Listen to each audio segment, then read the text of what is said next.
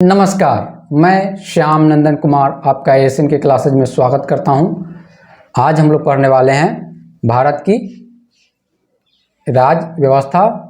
उसके अंतर्गत हम लोग देख रहे हैं संविधान का निर्माण, और यह हमारा भारतीय राज्य व्यवस्था के अंतर्गत 16वां लेक्चर है। और आपको बता दें कि इससे पहले हम लोगों ने 15 लेक्चर को कवर कर चुके हैं, जिसमें 14 जो लेक्चर था 1 से लेकर 14 तक, वह जो फर्स्ट चैप्टर था हमारा संविधान का विकास, उसको पढ़ा था। 15वां लेक्चर जो था वह हमारा संविधान का निर्माण, जो सेकेंड चैप्टर है, इसके बारे में हम लोगों ने कुछ पढ़ा था, जिसमें हमारा टॉपिक था संविधान की मांग, अर्थात किन किन लोगों ने संविधान की मांग की थी, भारतीय संविधान की मांग की थी, और संगठन के रूप में किसने जो है एक एज ए संगठन के रूप में किसने भारतीय संविधान की मांग की थी। व्यक्तिगत तौर से किसने किया और संगठन के रूप में किसने किया। तो व्यक्तिगत तौर पे हम लोग देखा था इसे 15वें लेक्चर में कि एम.एन. रॉय पहले ऐसे व्यक्ति थे जिन्होंने भारतीयों के लिए संविधान की मांग की थी औपचारिक तौर पे। अनौपचारिक तौर पे हम देखें तो आप महात्मा गांधी, उससे पहले भी एम.एन. रॉय से पहले महात्मा गांधी, मोतीलाल नेहरू, अन्य लोगों ने भी संविधान की मांग की थी। लेकिन औपचारिक तौर पर सर्वप्रथम देखा जाए तो एम.एन. रॉय ने सर्वप्रथम भारतीय संविधान की मांग की थी। संगठन के रूप में देखा जाए तो सर्वप्रथम स्वराज पार्टी ने जो क्या किया था, भारतीयों के लिए संविधान की मांग की थी। उसके बाद देखते हैं कि भारतीय राष्ट्रीय कांग्रेस भी मांग करते हैं, और बाद में हम देखते थे अंततः ब्रिटिश गवर्नमेंट क्या क्या इनिशिएटिव लेती है भारतीयों के संविधान के निर्माण के लिए। तो इससे पहले वाले चैप्टर अर्थात 15वें लेक्चर में हमने उसको कवर किया था। तो उसी चैप्टर को आगे पढ़ते हैं हम लोग कि संविधान के निर्माण के अंतर्गत ही 16वें लेक्चर में हम लोग देखते हैं कि क्या बातें हुई थी। अगर आपने इस वीडियो को नहीं देखा इससे पहले वाले, तो आप जाकर डिस्क्रिप्शन में सारे का लिंक दिया हुआ है, वहाँ से पढ़ सकते हैं, या हमारे वेबसाइट पे आप जाके पढ़ सकते हैं, जिसका लिंक आपको डिस्क्रिप्शन में दिया हुआ है। तो हमेशा की भांति हम शुरू करते हैं। पहले जो हमने पढ़ा है उस पर आधारित 2 MCQ, उसके बाद हम लोग टॉपिक पढ़ेंगे कि आज हम लोगों को आगे क्या पढ़ना है संविधान के निर्माण के अंतर्गत। तो कल हम लोगों ने पढ़ा था संविधान की मांग, उसके अंतर्गत हम लोग देखते हैं कि कौन से MCQ अर्थात प्रश्न पूछे गए हैं प्रीवियस ईयर क्वेश्चन में, प्रीवियस ईयर एग्जाम में। तो यहाँ पे है पहला हमारा क्वेश्चन है, इन व्यक्तियों में से कौन कैबिनेट मिशन का सदस्य नहीं था। आंसर कीजिए। 15वें लेक्चर में हमने इससे पहले बार जो लेक्चर हुआ था 15वां, उसमें इसको कवर किए थे, डिटेल में पढ़े हुए थे। तो यहाँ देखिए कौन कैबिनेट मिशन का सदस्य नहीं था।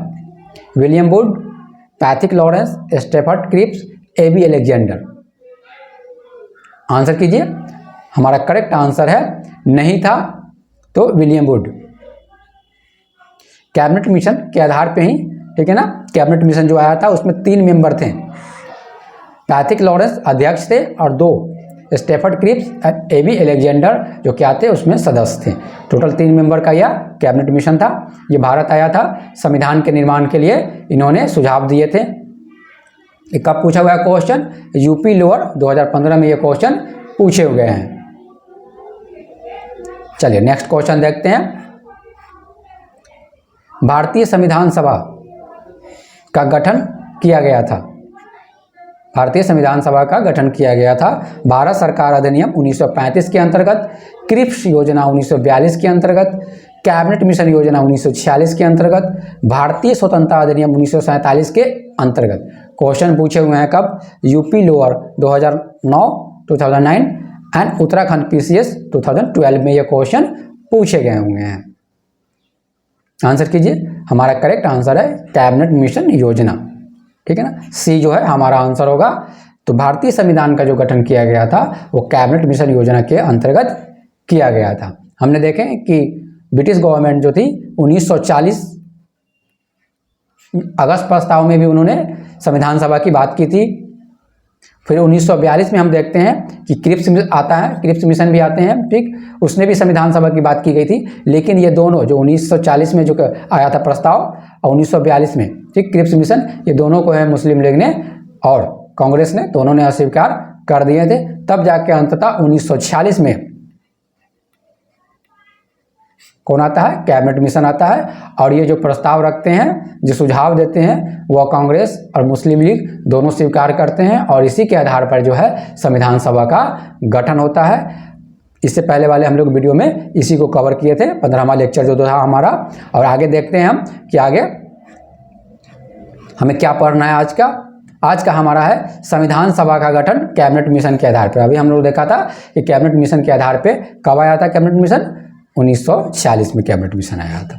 इसी के आधार पर जो संविधान सभा का गठन किया गया था। तो आज हम यहाँ देखेंगे कि कैबिनेट मिशन में क्या क्या सुझाव दिए गए थे या क्या क्या प्रावधान थे जिसके आधार पे जो है हमारा संविधान सभा का गठन किया गया और वह संविधान सभा जो है हमारे संविधान का, भारतीय संविधान का निर्माण किए। तो इनकी मुख्य बातें देखते हैं कि क्या क्या ये बातें कहे हुए थे। इनके अनुसार कैबिनेट मिशन ने सुझाव दिया था कि आधार कैबिनेट मिशन योजना के प्रावधान के आधार पे हम देखते हैं कि ये क्या क्या यहाँ पे बात किए थे। ठीक, इन्होंने कहा था संविधान सभा की कुल संख्या 389 निर्धारित किया गया था। अर्थात टोटल आप देखें पूरे भारत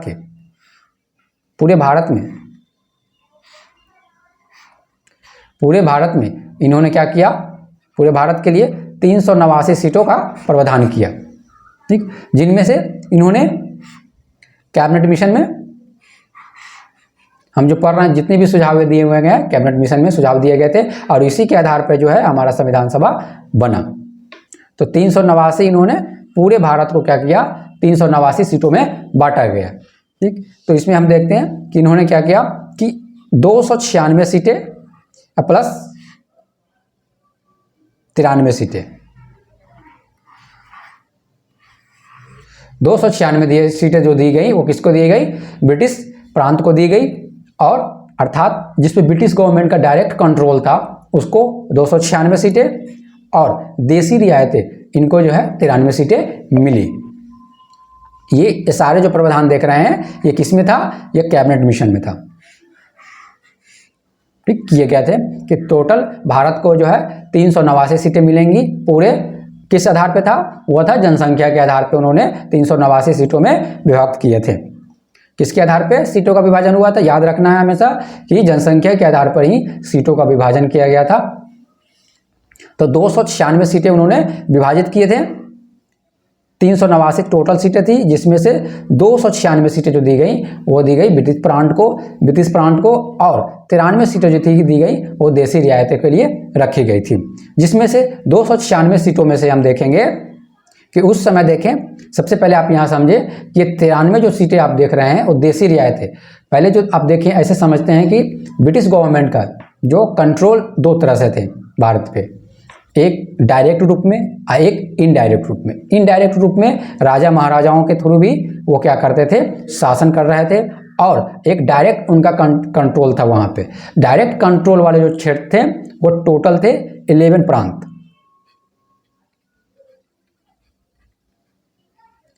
11 प्रांतों में उनका डायरेक्ट कंट्रोल था प्लस 4 चीफ प्रांत थे, मुख्य आयुक्त प्रांत बोले जाते हैं उसको। ये 4 ऐसे थे। ठीक, जैसे आज के डेट में आप यूनियन टेरिटरी देखते हैं, सेम आप आज के डेट में समझे कि 11 स्टेट में ठीक ब्रिटिश गवर्नमेंट का डायरेक्ट कंट्रोल और 4 यूनियन टेरिटरी में ब्रिटिश गवर्नमेंट का डायरेक्ट कंट्रोल था। और बाकी अब देखें इनडायरेक्ट रूप में, तो इनडायरेक्ट में बहुत सारे यहाँ पे राजा महाराजा का कंट्रोल था। ठीक, और उसके थ्रू क्या करते थे? ब्रिटिश गवर्नमेंट शासन करते थे। तो ये था आपका एक ओवरव्यू कि शासन की व्यवस्था उस समय कैसी थी 1946 में, समझे। और उसके आधार पे जो है इस तरह ही 389 सीटों को बांटा गया था, जिसमें डायरेक्ट कंट्रोल जहाँ थे वहाँ पे 296 सीटें मिली ब्रिटिश गवर्नमेंट को और 93 सीटें जो अलॉट की गई, आवंटित की गई, वह देसी रियायतों को दी गई। और इनमें 11 प्रांतों में देखें तो 11 प्रांतों को जो मिली थी वह मिली 292 सीटें। और जो 4 प्रांत है, 4 यूनियन टेरिटरी मान लें, प्रत्येक को 4 मिले, एक मिले, यानी प्रत्येक के लिए 1 हुए, तो टोटल कितने हो गए? 4। अगर दोनों 292 और 4 दोनों को अगर हम काउंट करें तो ये हो जाते हैं हमारे 296। 296 में यही 296 में इलेक्शन होते हैं। ये 93 वाले सीटों में इलेक्शन का कोई प्रावधान नहीं था। यहाँ से नॉमिनेट करके जो वहाँ के राजा होते थे वो उनको नॉमिनेट करके भेजना था विधानसभा में, सॉरी जो संविधान सभा बनने वाली थी उसमें 93 जो भेजे जाने थे, 93 लोगों को जो भेजा जाना था, वो जो राजा थे यहाँ के ब्रिटिश प्रांत के, बहुत सारे जो राजाएँ थे यहाँ पे, वो राजा अपने क्षेत्र से भेजने वाले थे संविधान सभा में। और वो 93 जो सीटें संविधान सभा में आई वो कहाँ से आई, वो राजा महाराजाओं लोग चुन के भेजे थे, वो उनको नॉमिनेटेड करके भेजे हुए थे। लेकिन 296 सीटें पे बजाबते इलेक्शन हुआ और इलेक्शन के जरिए 296 सीटें जो आई हमारे संविधान सभा में। तो ये था एक ओवरव्यू कि कैसे उन्होंने व्यवस्था की थी। ये सब व्यवस्था किसमें की गई थी, ये व्यवस्था की गई थी कैबिनेट मिशन के अंतर्गत। अभी हमने देखा कि टोटल 296 सीटें थी। 296 सीटें कब कितने में बांटी गई थी, 11 प्रांत और 4 मुख्य आयुक्तों के प्रांतों में बांटा गया था। हमने देखा कि 296 सीटें, ठीक, जो बांटी गई थी कितने, 292 11 प्रांत को, 4 मुख्य प्रांतों को दिया गया था। और टोटल देखें 389 था और 93 देशी रियायतों को दी गई थी। और ये दिए गए थे 296 वो ब्रिटिश प्रांतों को दिए गए थे जहाँ ब्रिटिश का डायरेक्ट कंट्रोल था। यहाँ से इलेक्टेड होके आने थे 296 जो आने थे वो किससे आने थे, इलेक्टेड होके आने थे। और यहाँ से 93 जो आने थे वो कैसे आने थे, वो नॉमिनेट होके आने थे, वहाँ के राजा उसको नॉमिनेट करने वाले थे। इससे पहले हमने देखा। चलिए आगे हम देखते हैं। अब सीटों का जो आवंटन ऐसे तो नहीं किया गया, 389 ही क्यों हो गए। हमारे क्वेश्चन ये बनते हैं कि 389 ही क्यों, 400 क्यों नहीं हुए सीट, या 280 क्यों नहीं हुए सीट, 389 ही सीट क्यों किया गया। कैबिनेट मिशन ने यह प्रावधान किया था 389 के। तो इसका मुख्य कारण था जनसंख्या। उस समय की जो जनसंख्या थी, उस जनसंख्या को ध्यान में रखते हुए सीटों का आवंटित किया गया था। अर्थात प्रत्येक 10 लाख लोगों पर एक सीट आवंटित की जानी थी। 10 लाख लोगों पे एक सीट आवंटित किए जाने थे। अर्थात आप इससे आप उस समय की जनसंख्या को भी कैलकुलेट कर सकते हैं कि कितनी जनसंख्या थी। तो वहाँ पे एक सीट को कितने, 10 लाख जनसंख्या पे एक सीट का आवंटित किया जाना था। काफ़ी इंपॉर्टेंट क्वेश्चन है, आपसे पूछा गया है कितने बार क्वेश्चन में, एग्जाम में पूछे गए हैं कि कितनी जनसंख्या पर सीटों का आवंटन किया गया था। तो वे थे प्रत्येक 10 लाख लोगों पर एक सीट का आवंटन किया गया था। आपको एक चीज़ और यहाँ याद रखनी है, सब सिर्फ जानकारी के लिए, कि जो भी छोटी छोटी अगर रियायतें थी, छोटे छोटे अति थे, राज्य थे, देशी रियायतें थी, जो सरकार जो क्या बोलते हैं वो राजाओं का जो दो छोटे छोटे क्षेत्र थे, अगर वहाँ 10 लाख जनसंख्या नहीं है, अगर किसी राज्य में आप बोल सकते हैं जिस क्षेत्र पर राजाओं का अधिकार थे, ठीक, या प्रांतों में अगर 10 लाख की जनसंख्या नहीं है तो समूह बना के 10 लाख की जनसंख्या पुरानी है। सपोज कीजिए कि एक क्षेत्र में वहाँ के राजा के अंतर्गत प्रजा जो है कम से कम 5 लाख है, ठीक। तो अब यहाँ पे क्या करना है, 2 प्रांतों को मिलाना है। 2 प्रांतों को मिलाकर अगर 10 लाख पूर जा रहे हैं तो यहाँ से एक सीट आवंटित हो गए। अगर 2 से भी नहीं पूर पा रहे हैं तो 3 प्रांतों को मिलाकर, ठीक, 3 प्रांतों को मिलाकर एक 10 लाख की जनसंख्या पे एक आवंटित होंगे। प्रांतों को मिलाना दैट मीन्स बाउंड्री को नहीं मिलाना, ठीक। यहाँ पे सिर्फ जनसंख्या को कैलकुलेशन करना। राजा तो सेम रहेंगे, सपोज कीजिए 3 जगह हैं, तीनों जगह के अलग अलग जो प्रधान होंगे या राजा होंगे, वो तीनों जगह के राजा तो अपने अलग अलग होंगे, लेकिन यहाँ से जो चुन के जो आएंगे इस 10 लाख जनसंख्या को रिप्रेजेंट करेंगे। यहाँ से अगर सपोज कीजिए तीनों मिलाकर 10 लाख जनसंख्या पूर जा रहे हैं, ठीक, तो यहाँ से एक सीट जो मिलेंगे।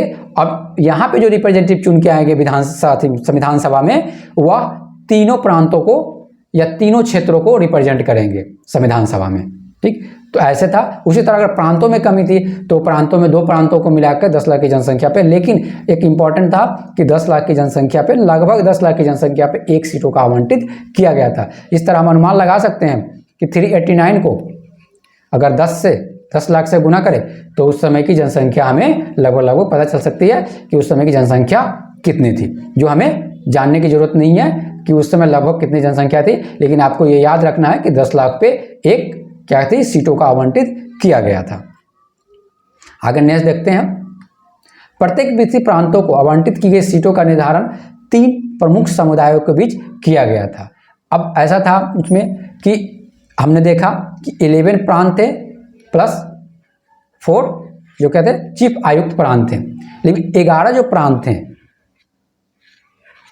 यहाँ पे ब्रिटिश प्रांतों के आवंटित गई सीटों का निर्धारण 3 प्रमुख समुदायों के बीच जनसंख्या के अनुपात में किया जाना था। जनसंख्या तो हमने देखा कि 10 लाख पे एक सीट करना था, लेकिन अब किसी एक धर्म का, ठीक है ना, किसी एक ग्रुप का वर्चस्व ना हो, इसके लिए क्या किया था, कैबिनेट मिशन प्रदान किया गया था कि उन्होंने क्या किया था, ग्रुप को 3 भागों में बांट दिया था। किसमें बांटा था उन्होंने? मुस्लिम, सिख और सामान्य वर्ग। ठीक, कहाँ पे? ये 11 प्रांत में बात कर रहे हैं। जो आप देसी रियायतें थे उनका सिस्टम अलग था, वहाँ से सिर्फ 93 सीटों को जो राजा वहाँ से नॉमिनेट करेंगे, वहाँ से वो आएंगे संविधान सभा में अपने रिप्रेजेंट करेंगे। लेकिन जो डायरेक्ट कंट्रोल था जहाँ पे ब्रिटिश गवर्नमेंट का, वहाँ से एक खास सिस्टम बनाया गया था उसमें। ठीक, वहाँ से 296 सीटों में इलेक्शन भी होने था। ठीक, उसमें ग्रुप का भी ध्यान में रखना था कि किसी एक ग्रुप का वर्चस्व ना रहे, ठीक है ना, इसलिए सीटों का जो बंटवारा किया गया था वह 3 ग्रुप में कर दिया गया था, या 3 धर्मों में आप बोल सकते हैं कि कर दिया गया था। हिंदू नहीं, सामान्य वर्ग में ही हिंदू आते थे। सामान्य वर्ग में आ गए आपके हिंदू, आधा धर्म आ गया। मुस्लिम, सिख और सामान्य वर्ग 3 ग्रुपों में बांटा गया था सीटों को। कितने सीटों को? 296 सीटों को। किसके आधार पे? जनसंख्या के आधार पे बांटा गया था। जनसंख्या कितनी? 10 लाख। तो हमने यहाँ पे देखा कि 3 ग्रुप भी बनाए गए थे। क्या थे? मुस्लिम, सिख, सामान्य में अदर वर्ग कर दिए गए थे। अर्थात मुस्लिम के रिप्रेजेंटेटिव भी रहेंगे, जितनी उनकी जनसंख्या होगी उसी अनुसार उनको सीट दिए गए। उसी तरह सिख जितने होंगे उसी के अनुसार उनको सीट दिए गए।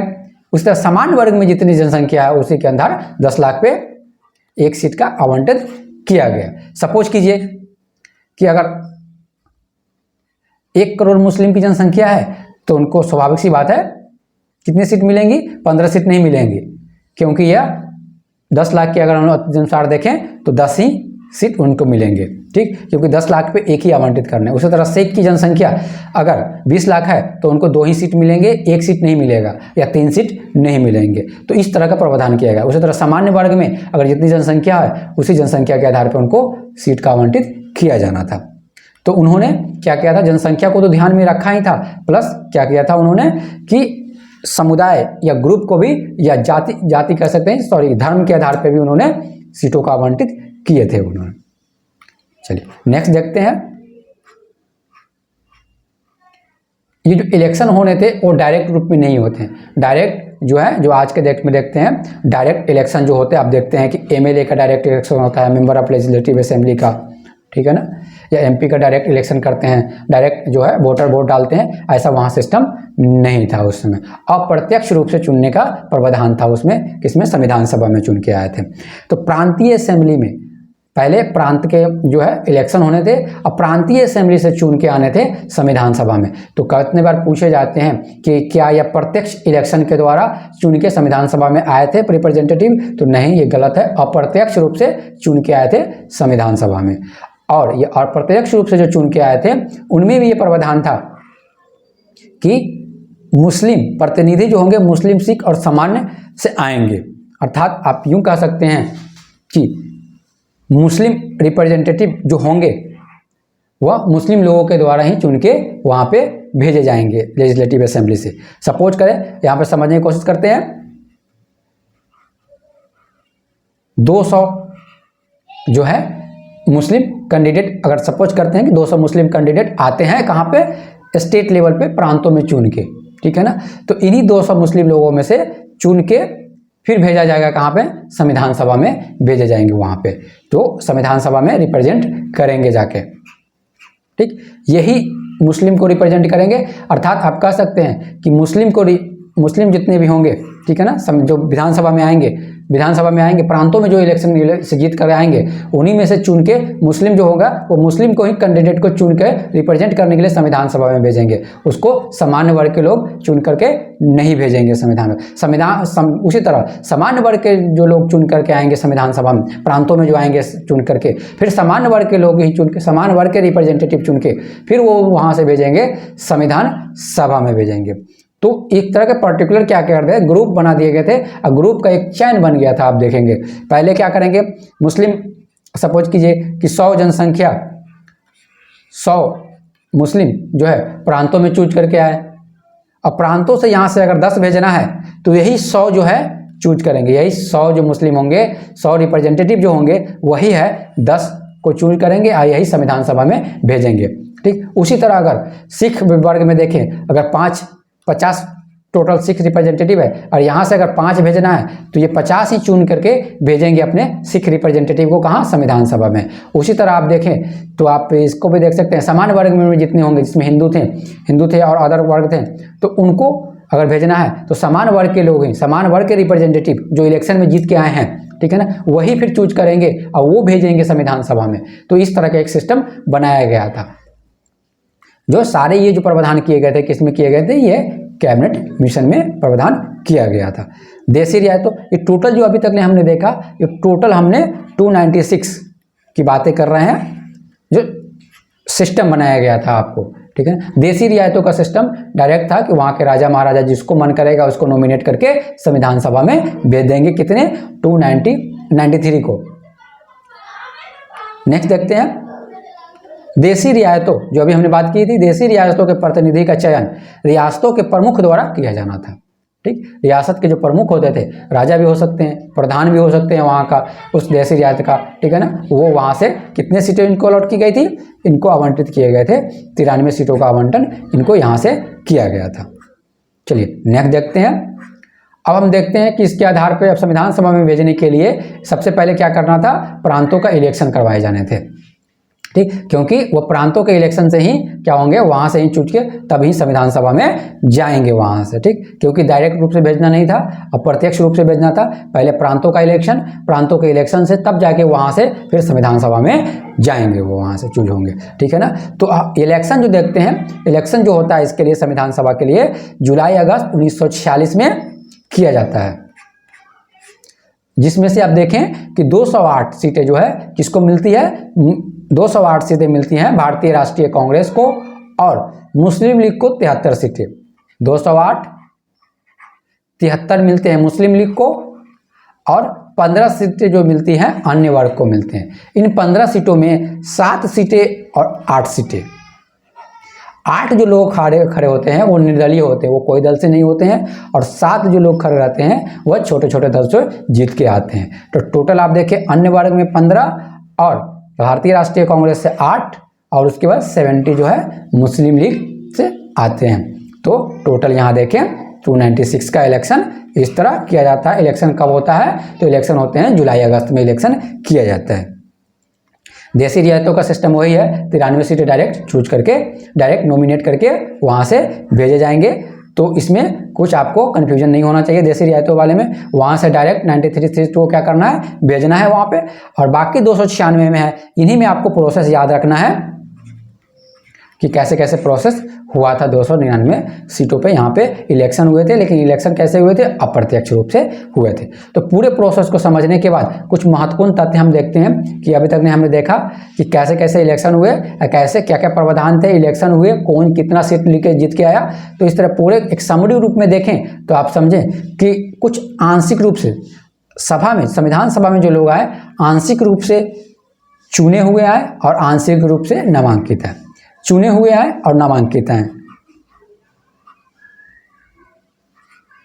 चुनी थी और नामांकित थी। कुछ चुन करके आए, कुछ नामांकित होके आए। चुन करके किस में आए, जो 299 सीटें में हम क्या देखे, इलेक्शन हुआ, अप्रत्यक्ष इलेक्शन ही था, लेकिन इलेक्शन तो हुआ, तो वहां से चुन के आए। नामांकित में देशी रियायतों से जो 93 सीटें थी वह देशी रियायतों से चुन करके वहां गए थे, और 296 सीटें कहाँ से, 296 सीटें जो थी वो कहाँ से गए थे, वह जो गए थे आपके कहाँ से, प्रांतों से, ब्रिटिश प्रांतों से चुन के गए थे। तो आप ये नहीं कह सकते कि डायरेक्ट प्रत्यक्ष इलेक्शन के द्वारा जो है ना विधानसभा में, सॉरी संविधान सभा में क्या हुआ कि मेंबर आए थे, रिप्रेजेंटेटिव आए थे। कुछ नॉमिनेटेड थे, कुछ क्या थे, इलेक्टेड थे। इलेक्टेड भी कैसे थे, अप्रत्यक्ष रूप से इलेक्टेड थे। काफी इंपॉर्टेंट पॉइंट है, आपको याद रखना है। अब प्रत्यक्ष रूप से चुन के नहीं आए थे या वयस्क मताधिकार के आधार पे नहीं आए थे वहां पे, ठीक। इसमें भी एक कड़ी आलोचना की जाती है कि जितने भी अप्रत्यक्ष रूप से चुन के भी आए थे तो केवल 10% लोगों के द्वारा ही चुन के अप्रत्यक्ष रूप से आए थे। ऐसा क्यों हुआ था, तो भारत सरकार अधिनियम 1935 में ये प्रावधान था, ये नियम था, पर उसके आधार पे, ठीक है ना, कुछ ही लोगों को, अर्थात भारत के 10%, ब्रिटिश भारत के जो थे 10% लोगों को ही वोट देने का अधिकार था, ठीक है ना। तरह तरह के लिमिटेशन थे। लिमिटेशन क्या थे, भारत सरकार अधिनियम 1935 में ये प्रावधान था कि एक पर्टिकुलर कर पे करने वाले आदमी ही वोट दे सकते हैं। उसके बाद संपत्ति, पर्टिकुलर एक लिमिटेशन लगाए थे कि इतनी संपत्ति होगा तभी वो वोट देने के लिए एलिजिबल होंगे या वोट दे सकते हैं। पर्टिकुलर एक शिक्षा, इतनी तक शिक्षा ग्रहण किए होंगे वही क्या कर सकते हैं कि वोट दे सकते हैं। इसके आधार पे क्या था कि केवल 10% जनसंख्या ही, जो प्रांतीय इलेक्शन हुआ था संविधान सभा के लिए, 10% जनसंख्या ही वोट दे पाए थे, क्योंकि 10% जनसंख्या ही डिजर्व करते थे वोट देने के लिए। उनको लिमिटेशन तरह तरह के लगा दिया गया था, जिसके कारण वो 10% जनसंख्या ही वोट दिए और 10% के दिए क्या किए, अपने रिप्रेजेंटेटिव को चुने और वो रिप्रेजेंटेटिव चुनकर क्या किए, संविधान सभा में अपने मेंबर को भेजे। तो ये इसकी कड़ी आलोचना की जाती है कि भारत की संविधान सभा में केवल 10% जनसंख्या ही क्या किए, इनडायरेक्ट रूप में रिप्रेजेंट किए थे। भारत की 90% जनसंख्या संविधान सभा में रिप्रेजेंट नहीं कर रही थी। ये एक कड़ी आलोचना की जाती है संविधान सभा की। लेकिन इसके अपोजिट में देखें तो ये मानते हैं कि 10% जनसंख्या जो है भारत को रिप्रेजेंट कर रही थी, लेकिन आप देखें कि संविधान सभा में जो मेंबर आए थे वो सभी ग्रुप के सभी लोगों को रिप्रेजेंट कर रहे थे। उसमें देखें तो हिंदू भी थे, मुस्लिम भी थे, पारसी भी थे, एंग्लो भारतीय भी थे, अनुसूचित जाति के लोग भी थे, अनुसूचित जनजाति के लोग भी थे, यहाँ तक कि महिलाएं भी उसमें पार्टिसिपेट कर रही थी, संविधान सभा में मेंबर थी। महिलाओं में भी एक मुस्लिम महिला थी, 15 महिला थी, जिसमें एक मुस्लिम महिला भी थी जो संविधान सभा में रिप्रेजेंट कर रही थी। यह हम मानते हैं कि 10% जनसंख्या ही संविधान सभा में रिप्रेजेंट कर रही थी, लेकिन सारे ग्रुप के रिप्रेजेंटेटिव वहाँ रिप्रेजेंट कर रहे थे। इसका एक पॉजिटिव पॉइंट है। तो ये हमने देखा संविधान सभा कैबिनेट मिशन में क्या क्या प्रावधान किए गए थे इलेक्शन के लिए, ठीक, कैसे संविधान सभा का निर्माण हुआ, कैसे कैसे मेंबर आए, इलेक्शन हुए, कौन जीते, कौन कितनी सीटों से जीता, क्या उसकी कमियां थी मेजर, ठीक, क्या उसके पॉजिटिव पॉइंट थे, इन्होंने देखा। नेक्स्ट हम लोग देखेंगे संविधान सभा की बैठक, ठीक। मिलते हैं नेक्स्ट वीडियो में, धन्यवाद।